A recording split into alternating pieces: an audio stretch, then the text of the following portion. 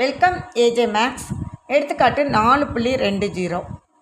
ஒரு விளக்கு கம்பத்தின் உயரம் 6 மீட்டர். அதன் அடியிலிருந்து 8 மீட்டர் தொலைவில் உள்ள ஒரு பூச்சி, அதாவது விளக்கு கம்பம் இதுதான், இதனுடைய உயரம் எவ்வளோதான்? 6 மீட்டர். அது கொடுத்துட்டாங்க. அதுக்கடுத்து என்ன கொடுத்துருக்காங்க? அதன் அடியிலிருந்து, இதுதான் அடிப்பகுதி, அதிலிருந்து 8 மீட்டர் தொலைவில். அப்போது இந்த பிக்கும் இந்த பூச்சி இருக்கிற இடத்துக்கும் இடையில் உள்ள தொலைவு எவ்வளோதான்? 8 மீட்டர் தொலைவில் உள்ள ஒரு பூச்சி கம்பத்தை நோக்கி ஒரு குறிப்பிட்ட தொலைவு நகருகிறது. முன்னே நோக்கி நகர்ந்து வந்துக்கிட்டு இருக்கு. அது இங்கே வந்துருச்சு. இப்போ கம்பத்தின் உச்சிக்கும் தற்போது பூச்சி இருக்கும் இடத்திற்கும் இடைப்பட்ட தொலைவு, அதாவது கம்பத்தின் உச்சிக்கும் இப்போ பூச்சி இருக்கிற இடத்துக்கும் இடைப்பட்ட தொலைவு எதுக்கு ஈக்குவலாக இருக்கான்? பூச்சி கம்பத்தை நோக்கி நகர்ந்த தொலைவிற்கு சமம். இது ஒரு கண்டிஷனை தான் கொடுத்துருக்காங்க, ஆனால் அளவை கொடுக்கல. இவங்க 2 பேரும் ஈக்குவல்னு கொடுத்துருக்காங்க. அப்போ அளவு தெரியல, நம்ம என்னென்னு வச்சுக்கலாம்? எக்ஸுன்னு வச்சுக்கலாம். 2 பேரையும் எக்ஸுன்னு வச்சுட்டோம். இப்போ நம்மகிட்ட இதெல்லாம் கொடுத்துட்டாங்க. ஒரு கண்டிஷன் கொடுத்துருக்காங்க, 2 அளவு கொடுத்துட்டாங்க, எல்லாம் கொடுத்துட்டாங்க. அப்புறம் நம்மகிட்ட என்ன கேட்டிருக்காங்க? கம்பத்தின் அடியிலிருந்து பூச்சி தற்பொழுது எவ்வளவு தொலைவில் உள்ளது? இப்போ இங்கே இருக்குது பூச்சி, இதுக்கும் இடைப்பட்ட டிஸ்டன்ஸை தான் நம்மகிட்ட கேட்டிருக்காங்க. நமக்கு தெரியும் பிடி எவ்வளோதுன்னு, இது எவ்வளோன்னு தெரியும், எக்ஸுன்னு. அப்போ இதை என்ன சொல்லிடலாம்? 8 - எக்ஸுன்னு சொல்லலாம். அப்படி தானே? அப்போ 8 - எக்ஸை தான் நம்மகிட்ட கேட்டிருக்காங்க. இப்போ என்னெல்லாம் கொடுத்துருக்காங்க? ஏபி கொடுத்துட்டாங்க. ஏபி எவ்வளவு? கம்பத்தின் உயரம் 6 மீட்டர். அப்புறம் வேறு யாரை கொடுத்துருக்காங்க? பிடி கொடுத்துட்டாங்க. பிடி எவ்வளவு? 8 மீட்டர். அதில் நமக்கு யாரெல்லாம் ஈக்குவல்? ஏசியும் இந்த சிடியும் ஈக்குவல் இல்லையா? அது என்னென்னு வச்சுக்கிட்டோம்? எக்ஸு. தெரியாதனால எக்ஸுன்னு வச்சுட்டோம். நம்மகிட்ட யாரை கேட்டிருக்காங்க? பிசியை தான் கேட்டிருக்காங்க. பிசிங்கிறது என்னது? இந்த பிடியிலேருந்து இந்த சிடியை கழிச்சிட்டா பிசி கழிச்சிடும். அப்போ பிடி நமக்கு 8ன்னு தெரியும், மைனஸ் இந்த சிடிங்கிறது யார்? எக்ஸு. அப்போ நம்ம கண்டுபிடிக்க வேண்டியது பிசி தான். அது 8 - எக்ஸ். அப்போது 8 - எக்ஸ்னால் எக்ஸு நமக்கு தெரியவே தெரியாது. எக்ஸை தான் இப்போ நம்ம கண்டுபிடிக்கணும். இங்கே பாருங்கள், இது இந்த பிதாகரஸ் தியரத்தை ஒட்டி தான் இந்த சம்மு வந்திருக்கு. இதில் பிதாகரஸ் தியரம் இருக்கணும்னா செங்கோண முக்கோணம் வேணும். இங்கே பாருங்களேன், இங்கே கோணம் 90 டிகிரி இருக்குது. அப்போ இது என்ன தான்? இது ஒரு செங்கோண முக்கோணம், அதாவது ஏபிசி. இன்னொன்று சொல்லலாம் ஏபிடி. ஏன் இந்த இதை எடுத்துக்கலை? ஏபிடியை நம்ம எடுத்து செய்ய போகிறதில்ல, ஏன்னா இங்கே அளவு இல்லை. அப்போ ஏபிசி செங்கோணம் பிதாகரஸ் தேற்றப்படி நம்ம யாரை எடுத்துக்கிறோம்?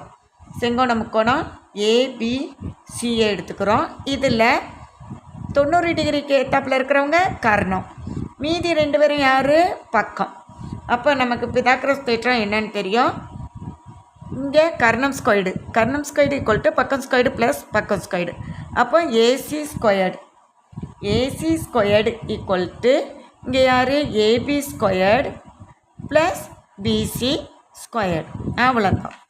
இப்போ நமக்கு எல்லாம் தெரியும். ஏபி ஸ்கொயர்டு தெரியும், அதே மாதிரி ஏபி ஸ்கொயர்டு தெரியும், அதே மாதிரி நமக்கு பிசி ஸ்கொயர்டும் தெரியும், இங்கே ஏசி ஸ்கொயர்டும் தெரியும். அப்போ ஏசி ஸ்கொயர்டு யாருப்பா? X squared equal to AB squared என்னது? 6 ஸ்கொயர்டு ப்ளஸ் பிசிங்கிறது நம்ம ஏற்கனவே எடுத்து வச்சுருக்கோம், 8 - எக்ஸ் த ஹோல் ஸ்கொயர்டு. ஓகேயா? இங்கே எக்ஸு ஸ்கொயர்டு இருக்காங்க, இது 36 ஆயிரும். இது a - b the whole squared formula படி இருக்கா? அப்போ என்ன எழுதுவோம்? a - b the whole squared formula என்ன? a squared minus 2ab plus b squared. அதை தான் எழுத போகிறோம். அப்போ 8 ஸ்கொயர் பண்ணால் என்ன வரும்? 64 வரும். அதே மாதிரி எக்ஸை ஸ்கொயர் பண்ணோம்னா எக்ஸு ஸ்கொயர்டு வந்துடும். அடுத்து மைனஸ் 2abனா மைனஸ் 2 × 8 என்ன வந்துடும்? 16x. ஓகே, இப்போ நான் இந்த எக்ஸு ஸ்கொயர்டை இந்த பக்கம் தூக்கிட்டு வந்துட்டு இந்த மைனஸில் இருக்க 16xை இந்த பக்கம் கொண்டு வந்துடுறேன். அப்போ 16x ஈக்குவல் டு இவங்க 2 பேரையும் ஆட் பண்ணால் 100 வந்துடும். அடுத்து plus X squared minus X squared, இவங்க 2 பேரும் கேன்சல் ஆகிறாங்க. அப்போ 16x ஈக்குவல் டு 100ன்னு கிடைக்கும். அப்போ நமக்கு வேண்டியது யார் தான்? எக்ஸு. அப்போ 100/16 அடித்து கொடுக்கலாமா? 4 டேபிள் ஈஸியாக அடிப்படும், அதனால் 4 டேபிளால் அடிப்போம். 4 4s are 16, 2 4s are 8, balance 2 இருக்கும், 5 டைம்ஸ் வரும் இல்லையா? மறுபடியும் 4 டேபிளே நம்ம அடிப்போமே, கரெக்டாக அடியாகாது, அதனால் 4 டேபிளை வச்சு அடிக்கலாம். 6 4s are 24, பேலன்ஸ் 1 இருப்பாங்க, அந்த 1 கூட 0 சேர்த்தோம்னா 2 டைம்ஸ் 8 வந்துடும். அப்போது நம்ம என்ன பண்ண போகிறோம்? 6 பாயிண்ட் வச்சு 2 டைம்ஸ் போட்டோம்.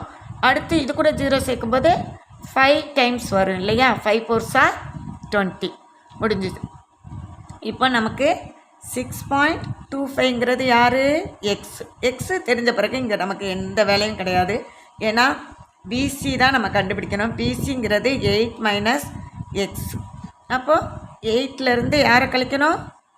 6.25 கழிச்சிருவோம். கழிச்சா என்ன வரும்? இங்கே 8 போட்டுக்காங்க. 6.25 போட்டே வேணால் கழிங்க. இங்கே கடன் வாங்கும்போது 5 பேலன்ஸுக்கும் இங்கே 9ல் 7 2 போனால் அடுத்து இங்கே யார் தான் இருப்பா? 1 தான் இருப்பாங்க. அப்போ என்ன கிடைக்கும் நமக்கு? 1.75 அப்படிங்கிற ஆன்சர் கிடைக்கும். அது மீட்டரில் கிடைக்கும். இதுதான் நமக்கு தேவையான அந்த ஆன்சர். அது என்னப்பா கேள்வி கேட்டிருக்காங்க? கம்பத்தின் அடியிலிருந்து பூச்சி தற்பொழுது உள்ள தொலைவு என்னது? 1.7 மீட்டர். ஓகே, இது ஒரு முக்கியமான சம்மு, நல்லா பார்த்துக்கோங்க. நெக்ஸ்ட்டு சம்மில் மீட் பண்ணுவோம்.